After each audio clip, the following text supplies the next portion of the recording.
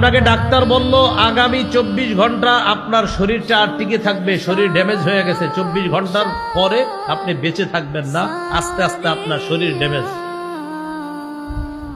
এই 24টা ঘন্টা আপনার কি অবস্থা হবে আপনি একটু চিন্তা করেন তো। বাসায় আসলেন, আসার পর আপনার আব্বা আপনাকে বকাঝকা শুরু করলো, আপনি আপনার আব্বার দিকে হাসি মুখে তাকায় থাকবেন, কেন? আব্বা বকেন, 24 ঘন্টা পর আর পাবেন না। বন্ধুরা আপনারা যদি সবাই মিলেও বকাবকা করে, তো তুই ভালো নাই না সেই না, অন্যদিন রাগ হয়ে গেল, আজকে রাগ হন না কেন? কারণ আপনার মাথায় টেনশন হলো, তোরা আর কতক্ষণ আমার এইগুলা বলবি বল।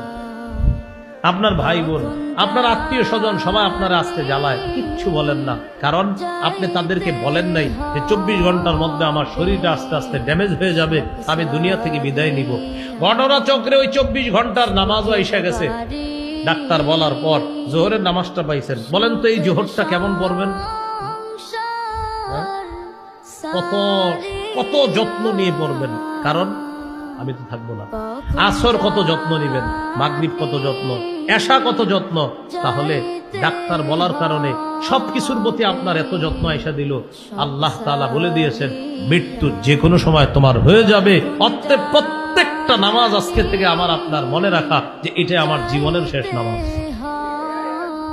এইভাবে আপনি মৃত্যুর কথা স্মরণে আসেন, দেখবেন আপনার গুনাহ অটোমেটিক চলে যাচ্ছে।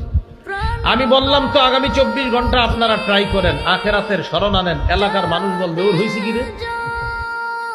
আপনি যখন আখেরাতের ফিকির তৈরি করবেন, এলাকার মানুষ বলবে ওর কি হয়েছে, মানে আপনার ভিতরে আলাদা চেঞ্জিং দেখা তারা বলবে ওর কি হয়েছে, মানে ওরাও বুঝতেছে আপনার মধ্যে আলাদা একটা কিছু কাজ করতেছে। এই হলো 1 নাম্বার আখেরাতের ফিকির।